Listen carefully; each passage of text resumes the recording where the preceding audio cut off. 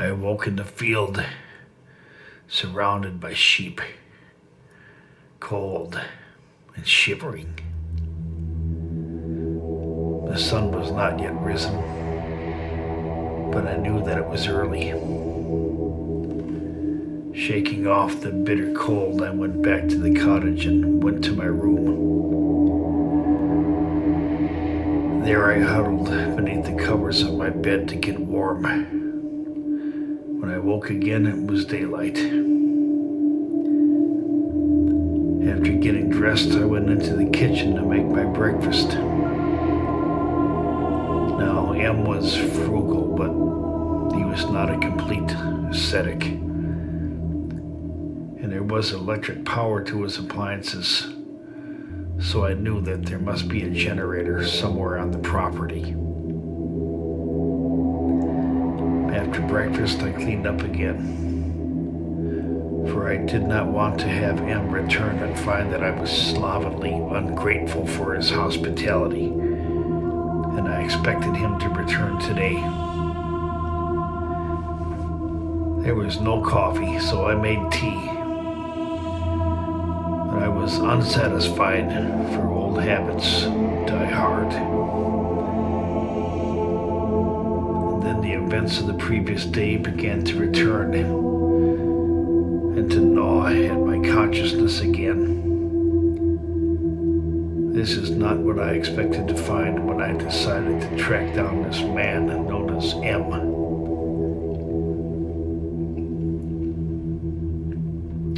The events of yesterday were just so unexpected, so fantastic and bewildering that I could not believe it.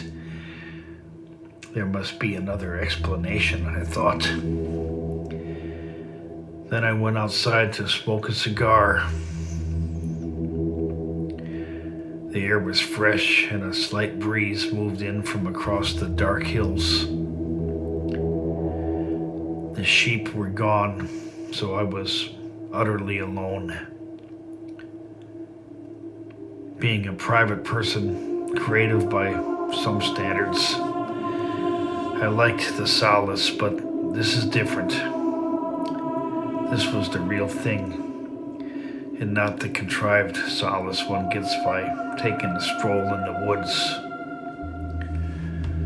Ironically, the deeper isolation that I felt had the opposite effect upon me, and I had the sense that I was not alone, but part of a larger collection of life, and that only now, only because of this isolation, could the effulgence of hidden life become conscious.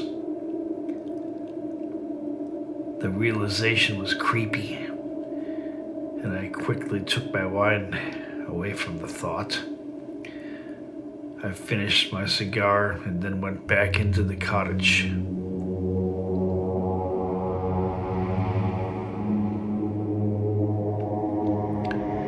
the back of the cottage where Em and I had our conversation, I found a large bookcase filled with books. The titles were diverse and actually unexpected. I expected to find Scottish poets like Robert Burns and Walter Scott, and I did. But I did not expect to find gothic horror and weird fiction. I expected to find Ivanhoe, but then noticed some very strange titles. Blackwood, Poe, Macon, Lovecraft, all books of weird horror. I looked further and found books of occult magic. Agrippa, Flood, Dee, even Bruno. The further down the bookshelf I looked, the stranger and even more disturbing became the titles. Geomancy in the Time of Christ, The Keys of Solomon, Algebraic Necromancy, harmonic frequencies of ancient wood, non-linear hyperbolic structures in geometry. I cannot remember them all, and some of the languages were completely unknown to me. But my biggest surprise was what I found on the bottom shelf. It was a large folio bound in some kind of skin. I think it was lambskin. The early life of Bishop Jacob. I took it in my hands, but I was afraid to even open it. My mind raced with the significance of this book, for I had heard of it, though I had thought that it could not possibly exist. I put it back without opening it. Many of the book titles were written in Latin, and I could not even guess to their content. For the most part, though, I was familiar with some of these names, and in some cases had at least a superficial understanding of who or what these men were. But I could not understand why an isolated shepherd would spend his time reading such a collection of curiosities. Yes, I knew that M was a bookseller, so he must have been not only familiar but quite possibly learned in these curiosities. There obviously was far more to M than I realized. Before leaving the cottage, I spotted a door on an inner wall. It was probably a closet, I thought, but it did not seem logical to me. So I went to the door and opened it. Inside was a jacket and a woolen sweater hanging on wooden hangers. The floor was empty. No shoes, no boots, no objects taking up space. I closed the door. But then I had an eerie feeling, for the depth of the closet was far deeper than one would need to hang a coat or a jacket. I opened the door again. This time I looked at the floor, and still I was surprised to find it completely empty, but for a rug. Reaching down to the floor, I pulled the rug away, and there it was, a trap door. Then I lifted the trap door, and a hidden set of steps was revealed, leading down into a dark place. And there, hidden away from the outside world, was a room, a small room built into the earth. It was nicely finished, yet sparsely furnished, with only a single chair in the middle. But it was not the chair which aroused my attention. It was what was on the chair. It looked like a guitar, but not like any guitar that I knew of. I went down the stair to find that the room was climate controlled.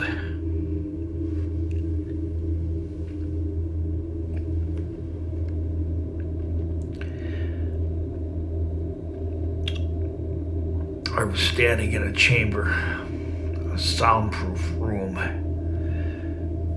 There was a feeling of closeness that was unnerving, like being surrounded by invisible things that were just at the periphery, the edge of tangible sight. The guitar was out of place, a relic from a distant past that should not be, a machine of inexplicable design. It was shaped like a guitar, but it also conformed to something else.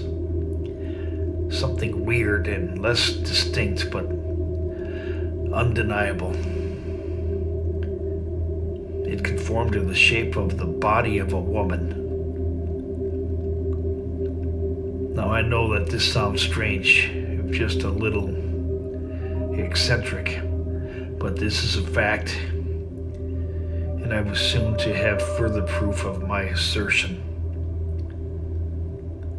The wood was like no other wood that I knew. It was dark, rich, of a deeply penetrated, oily resin, beautiful to behold.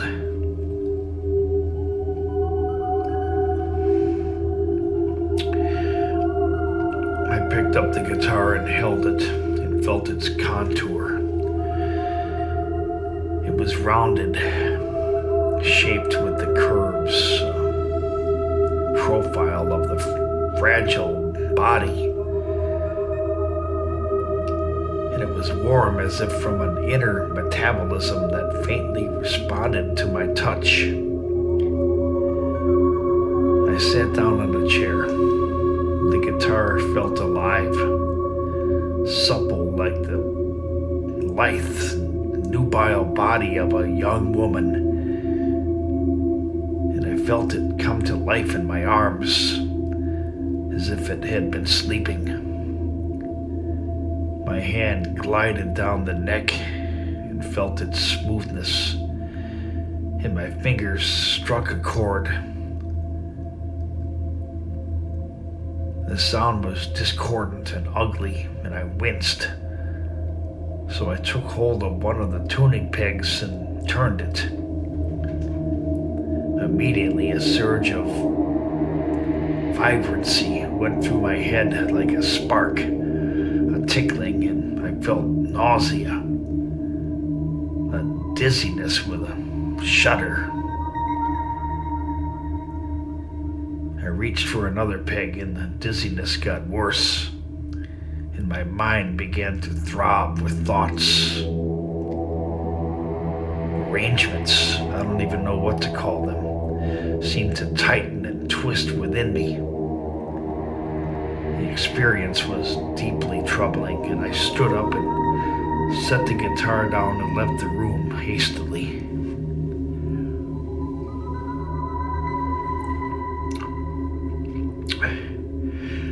The fresh air helped to clear my head, but I was left with a slight dizziness that affected my balance, and I walked with some difficulty until I came to the field where I could sit down and watch the sheep grazing. Most of them were gone away into the dark hills, but a few stragglers stayed behind to nibble grass, sniff around for more oats. I realized that the guitar had made me sick, but how? Was it the tone, or was it something else I could not understand? My brain was altered by the sound, that much was certain. But I also knew that the human range of hearing was very small, and that an instrument like a guitar could not produce sound frequencies beyond the range of human hearing. But that is not entirely true, I then realized, for a dog whistle was proof of this. Reverb is the attribute that allows the mind to construct spatial dimensions, but it is just numbers, a series of calculated numbers like waves crashing against the rocks. And then I realized that a sound is more than its frequency, for I had felt it in that room. Sound is manifest in the resonance of the material around it, even as an eardrum is part of the resonance of the flesh of the human body, without which it could not exist. And that it is inside the mind that this resonance is interpreted and made cognizant, part of our memory. Our thought does not have a spatial dimension. I closed my eyes to further clear my mind and quickly fell asleep.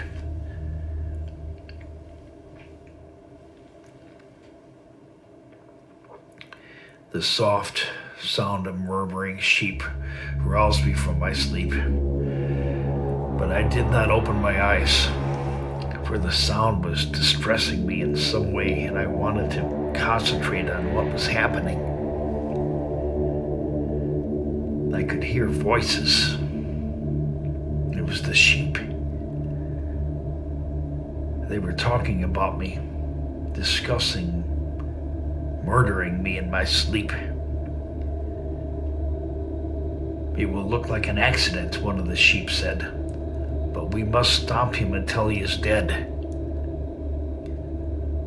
Go for the head, another sheep said. He cannot think without a head, so let us bash his head in. I pulled my eyes open in a panic. They were all around me, closing in on me. They bleated and babbled in their own sheep ways, but I knew what I had heard. So I pushed my way through the flock and ran to the path that would take me to the gate. Once there, I went through the gate and walked back to the Sheep's Head Inn, where I ordered a pint with something to eat.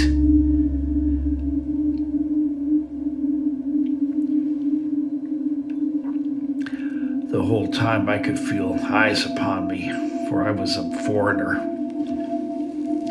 and I was drinking in their tavern. One of the men recognized me from yesterday and invited me to come over to their table for conversation.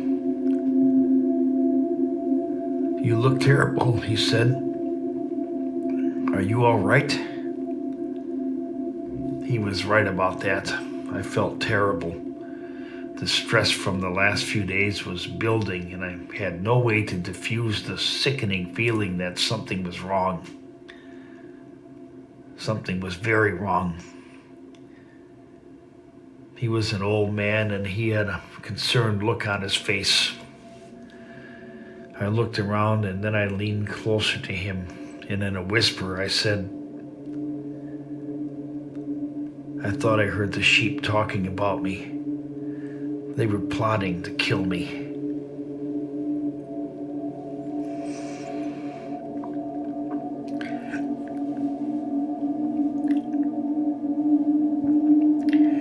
He did not smile like I thought he would. Instead, he thought for a few moments, and then he said, You need to get some rest.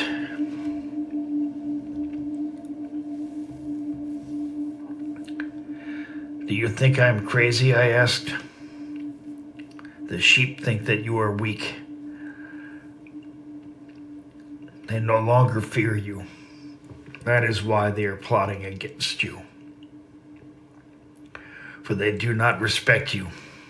And then he smiled. I smiled too, because now the insanity of my own thoughts was even obvious to me, and like a spell that was now broken, I was able to think clearly. A feeling of embarrassment came over me, and I smiled at my own weakness. I'm all right now, I said. Forget what I said. Are you a guest of the shepherd, the one that lives up on the plateau? I am. Then let me just say this to you. The sheep wander among the dark hills, and they hear things, and they see things. Listen to them, and they will tell you. But do not listen too long. What is in the dark hills? I asked calmly. The man did not answer. He looked at me carefully, but he did not answer. Finally, one of the other men spoke up, and in a convincing voice that chilled me, he said, You do not want to know. After that, the subject was dropped, and we drank together like old friends. They asked about my country, and I asked about their country. but the subject of the Dark Hills did not come up again. They seemed reluctant to talk about it. They bought rounds of drinks, and I bought rounds of drinks.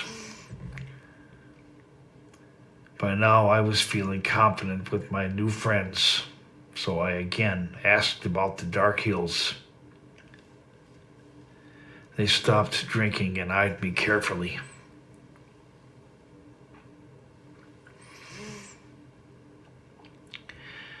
The old spirits have all been chased away, the old man, whose name was Ilian, said. By whom? I asked. By the saints, he answered casually, as if I should have known.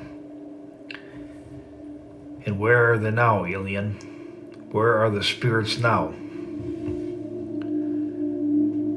He finished his dram and set his glass on the table calmly.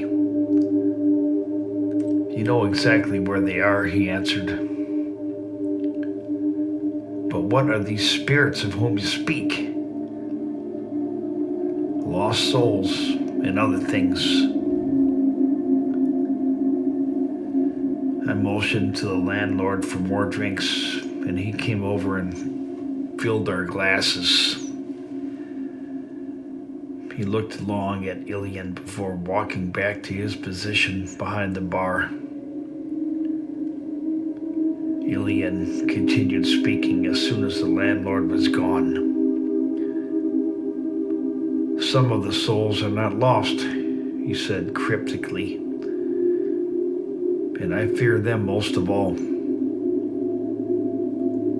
Have you ever heard the story about Sawney Bean? He asked. I had not, and I told him so.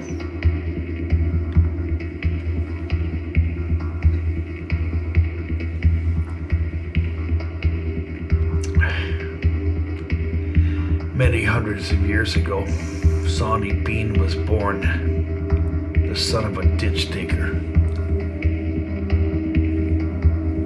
Rather than follow in the footsteps of his father, he became a highwayman, a robber in these dark hills. Most of his work was done at night, beneath the cover of darkness, and he never allowed his victims to live. He married a woman who was his equivalent in viciousness, and they had a large family and many grandchildren, all of them products of inbreeding. And in the end, they barely resembled men, but were more like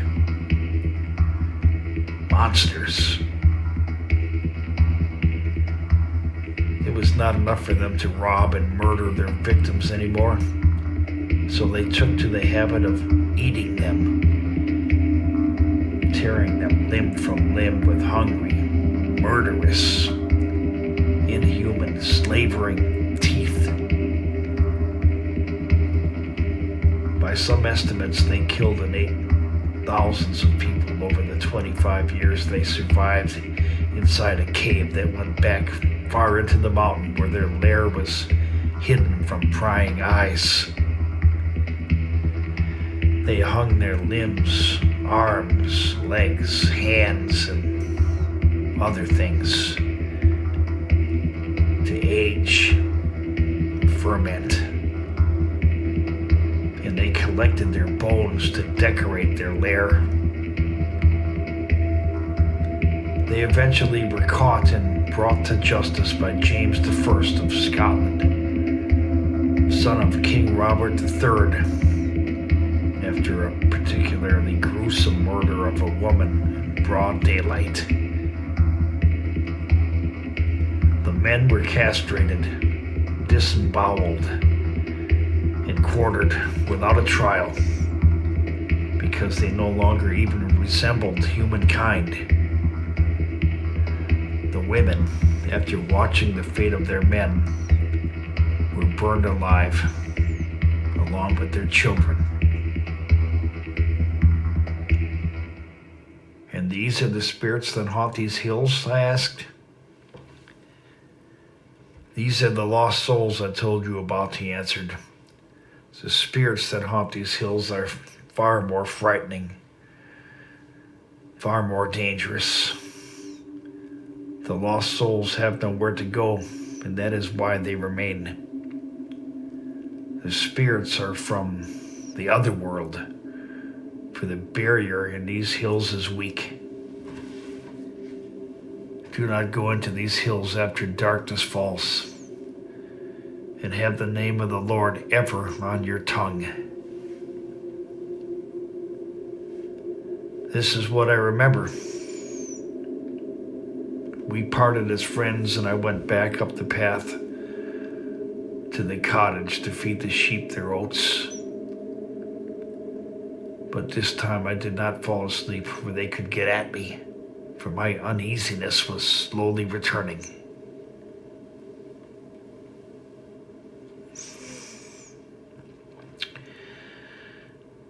I went back to the cottage then.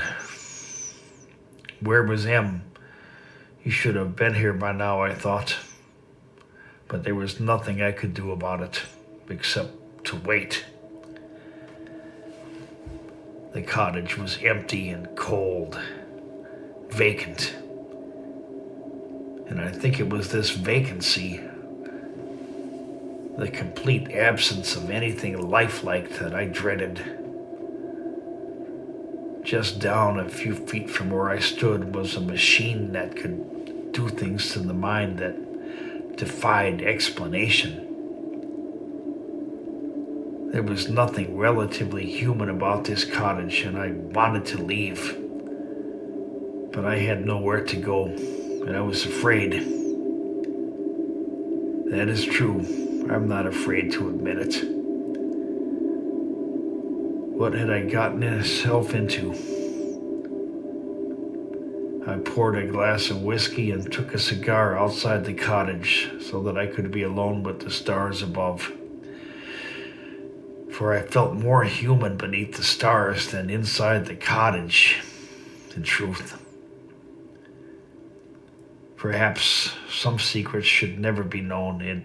It is our stubbornness, our recklessness that tries to understand things that just are. Things that can never be understood. For animals do not understand, they just are. They just do. Humans are. It is us. It is us that have invented understanding, even past the limits of our ability to define it. We say we understand a thing when we are able to talk about it, to describe it. But we do not really understand it. I sat down in a chair that was next to the door and looked up, but the stars were not yet visible.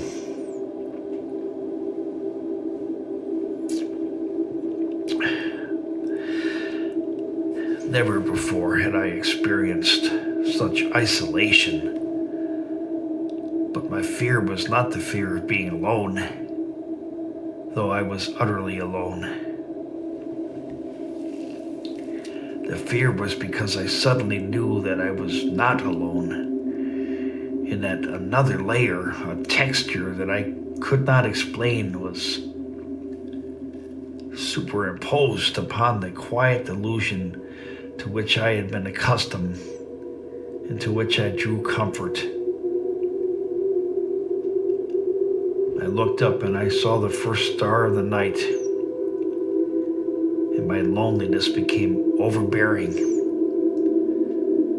Everything that I could see above me had all been seen before by millions and billions of people, all of them stranded on a tiny speck of dust in a section of a small galaxy within a supercluster of galaxies from times so remote that even its contemplation seemed meaningless.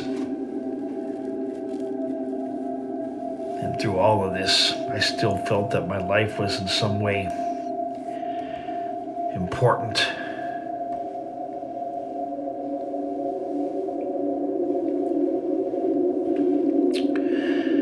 whiskey and a cigar calmed me down, but I knew it was artificial, temporary. I felt so alone then, out there in the middle of nowhere. My family back home cared nothing for my interest in this strange book that had been given to me. They could not understand my intense interest, and they convinced me to let go of it. But I didn't. I just stopped talking to them about it. The truth is, I do not want to be alone, and I do not want to live my life in a place that no one else wants to be. And it was then that I realized that the soul is a spatial dimension. I was becoming sentimental, a dangerous emotion for people like myself. So I took out my phone and recorded this entry. My 4th day in Scotland.